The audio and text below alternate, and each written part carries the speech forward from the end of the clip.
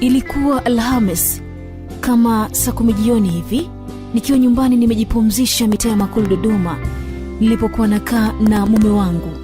Kipindi hicho tukiwa na watoto wetu wawili, Ellen na Ethan. Kulikuwa na mawingu na upepo wa kuashiria mvua kutaka kunyesha. Simu yangu ikaita. Kuangalia nikaona tupo bila jina. Kwa kuwa sijui, nikajua ni matapeli, nikaipotezea. Ikaita tena. Kuona ni ile, nikaamua kuipokea, maana huenda ni mtu anayenijua. Ngoja nimsikilize, huenda akawa na jambo muhimu. Napokea tu, nakutana na sauti ya kike ikianza na swali. Samahani, naongea na Mariam? Bila hata kujua ni nani, nikamjibu ndiyo. Naye akajitambulisha kuwa anaitwa Roda kutoka hospitali ya Usangi mkoani Kilimanjaro. Nikamjibu, mie niko Dodoma. Unasemaje? Ananiuliza, unamjua Ayubu Sitembile kwa kuwa ni jina la mume wangu? Nikamjibu haraka, ndiyo, ni mume wangu. Si unajua tena, anaweza kuwa mke mwenza. Nikawa mpole kutaka kusikia zaidi, maana mtu mwenyewe ni mume wangu na hayuko huko, haina shaka kumsikiliza. Nikamuuliza, kafanyaje? Akajibu,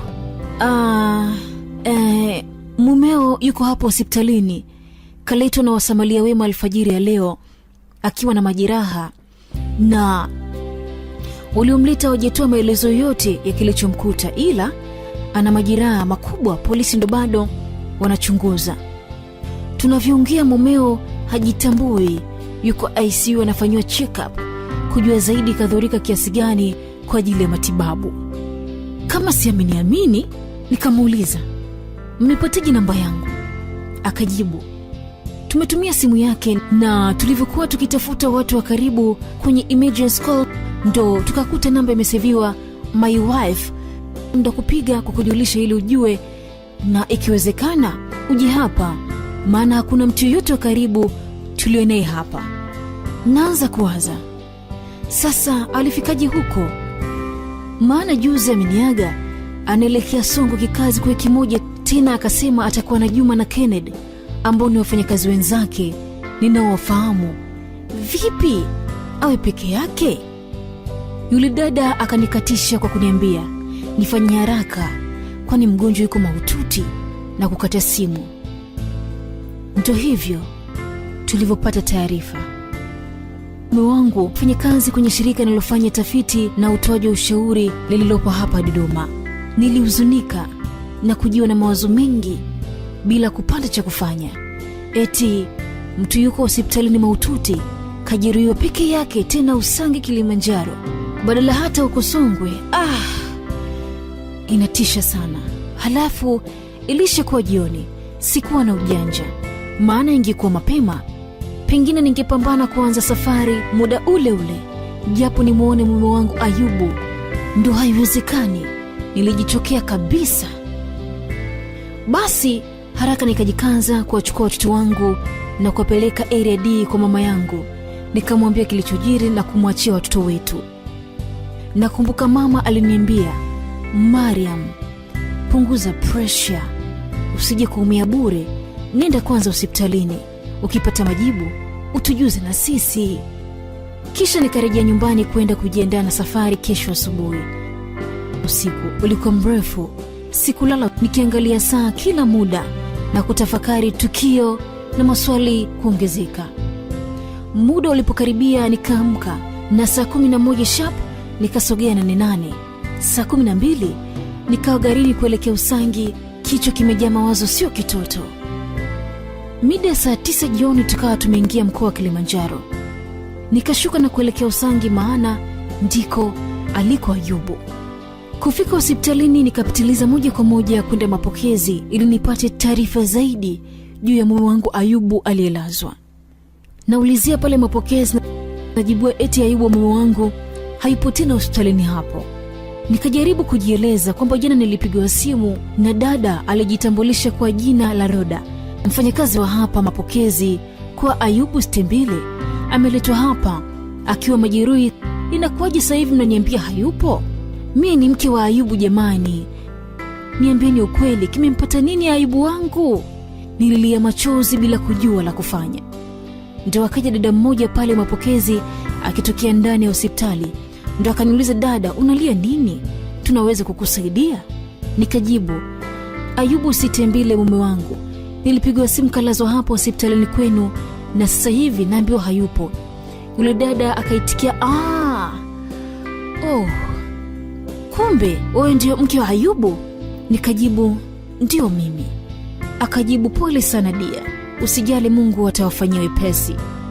Asubuhi mume wako alizidiwa ghafla, akapelekwa General Hospitali kwa ajili ya matibabu zaidi. Aliongea dada yule kwa upole. Pasipo kujibu chochote, niliondoka kama mshale kwenda huko General Hospitali walikompeleka Ayubu mume wangu.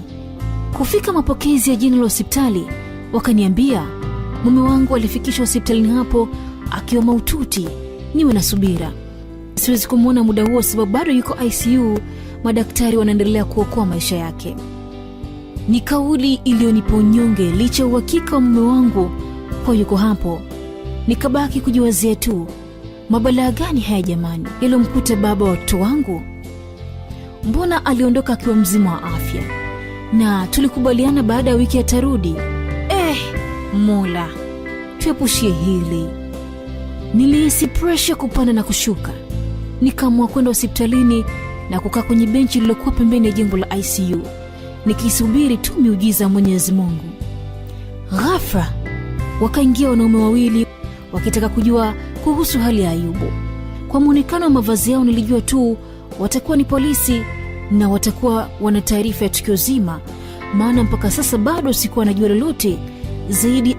Ayubu yuko ICU akipambania maisha yake. Samahani afande, kwani ilikuwaje mpaka Ayubu kukutwa na mkasa huo wa kujeruhiwa vibaya tena huko ugenini na watu wasiojulikana, wakati hatuna ndugu au marafiki tunaofahamiana nao Usangi? Nilijitutumua na kuamua kuuliza, nikitaka kujua kisa chote na chanzo cha yote yaliyotokea, maana ni jana tu asubuhi tuliongea. Akasema walifika Songwe salama, wanatarajia kuanza kazi mapema na wataelekea vijijini ambapo anaweza asipatikane sababu network inasumbua.